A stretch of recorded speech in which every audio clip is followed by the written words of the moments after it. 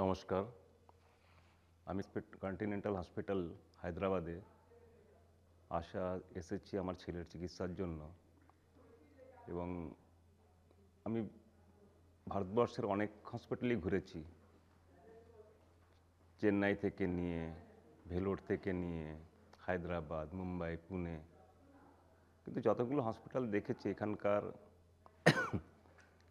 ব্যবস্থা, চিকিৎসা এবং তার সাথে যে কেয়ার, ভালোবাসা